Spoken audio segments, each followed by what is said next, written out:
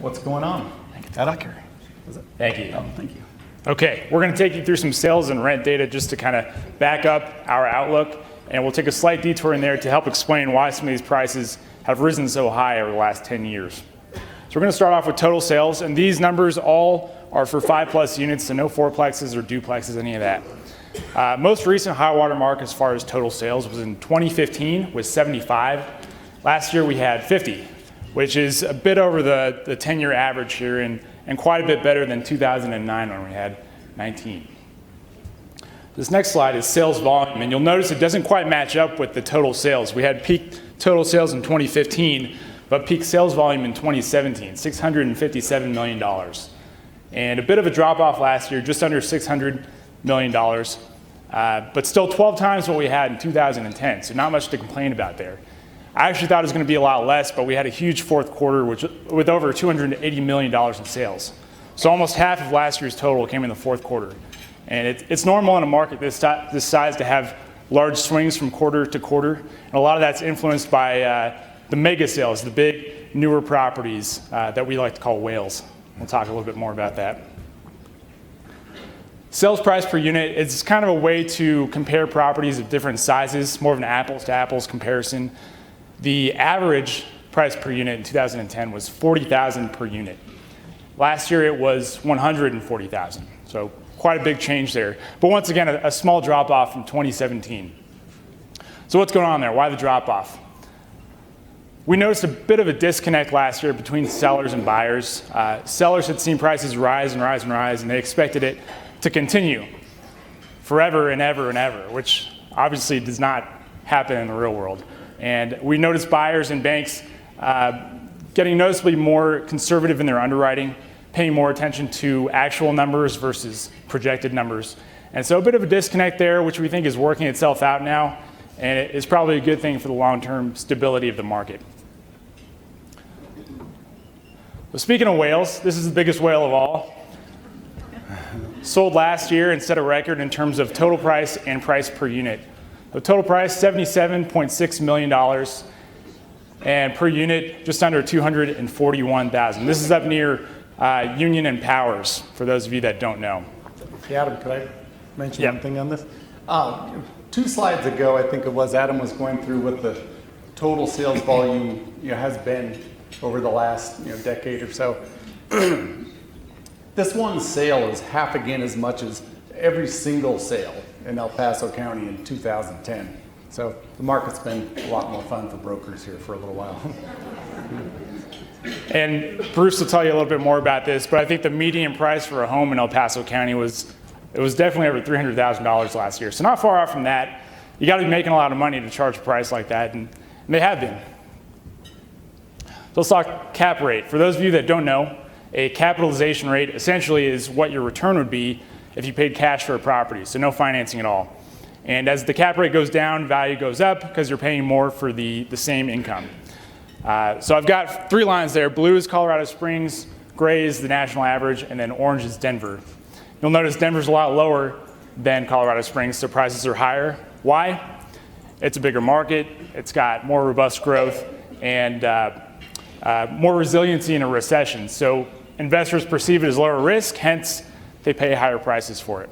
So in 2009, we had a cap rate of about, on average, 8.8%. Last year, that was 6.1%. Pretty big difference there, and we'll go more into that in the next couple of slides. I just want to point out a couple of trends here. The gap between Denver and Colorado Springs has decreased over the last 10 years. In 2009, it was 1.5%. Last year, it was 1%. So what's the reason for that?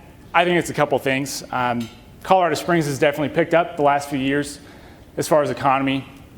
Additionally, a lot of investors were coming from higher price markets like Denver, like California, looking for higher yield in a solid market, and the increased competition here has decreased that gap a little bit. So what effect does cap rates have on valuation? We'll do a little example here. Take a property that has a net income of $300,000 per year.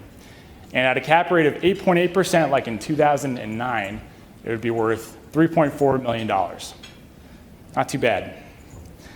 At a cap rate of 6.1%, like we had last year, $4.9 million.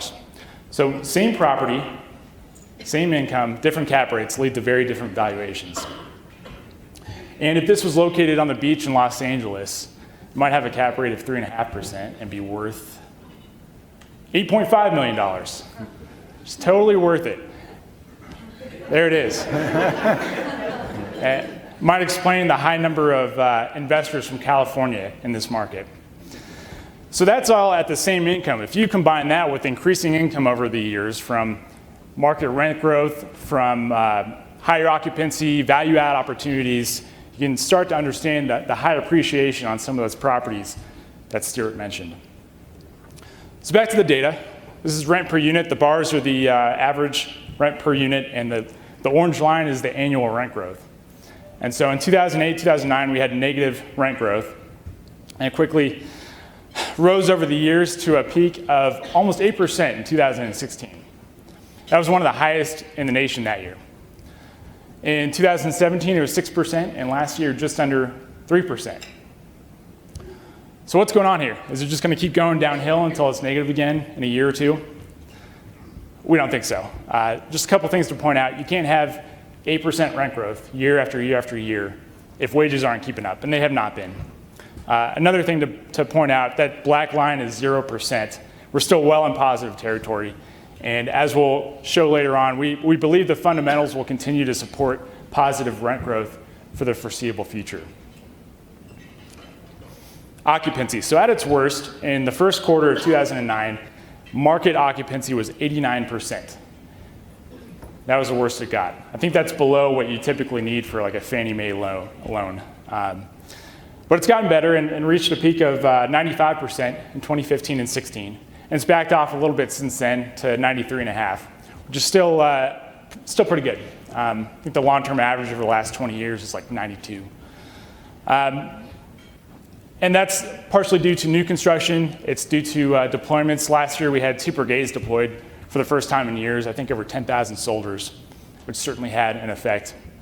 And just an aside, you property managers will like this, but we occasionally hear from owners, typically ones who manage their own properties, say something like, "Oh, I've been at 100% vacancy for 3 years." They're very proud of that. Well, your rents are too low and nobody wants to move. Full vacancy is typically 95, 96% because there's always turnover going on. So market rate properties should not be at 100% vacancy or occupancy. Yes. Did I say vacancy? Yeah. Okay. You know what I'm talking He's about. an optimist. It's occupancy. 100% occupancy for 3 years. They should not be at that. All right. So this shows net absorption, how many units are taken off the market or added to in terms of vacant units, and then the number that have been constructed. And this shows quarterly data. It's not the easiest to read, but bottom line, if you added up all the units that have been constructed and all the units that have been absorbed over the last 10 years, we've absorbed more than we've constructed by 1,200 units, or about 2.5% of the overall market. That's data point number 1, that we're not overbuilt. Data point number 2, each bar shows how many units are being constructed in each quarter, and the orange line shows the percent of the inventory that's under construction. So we're at 4% right now. National average is about 2.5%. So should we be worried? For comparison's sake, here's Denver. They've been over 4% for over 6 years. And there's some debate whether Denver is overbuilt or not. Yardi, which is a property management software company, seems to think they are. But I think you'd be hard-pressed to make the same argument for Colorado Springs. And it's only going to get harder to construct. Rent growth is down. Like Caleb said, construction costs are going up. The length of time it takes to construct is going up. So some of the projects that are in the pipeline just aren't going to pencil out. All right, and then getting into more market fundamentals, this shows the number of households and non-farm employment in El Paso County, and then the rate of growth is those lines. And just to sum it up for you, over the last 10 years, household growth has averaged 1.8% per year. Employment has averaged 2.4% per year.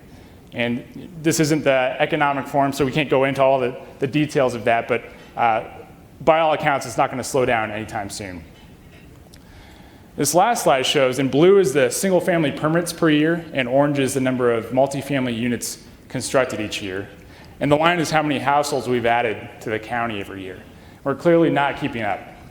There's a big deficit there, which is only going to put more upward pressure on rents and occupancy for apartments. So just to sum up how investors see the market, we've got great household growth that's outpaced the new supply coming on the market. We've had very solid employment growth, diversification, especially in healthcare, professional services, and construction, even though it's not enough. And we've got a couple reportedly big employment announcements coming soon.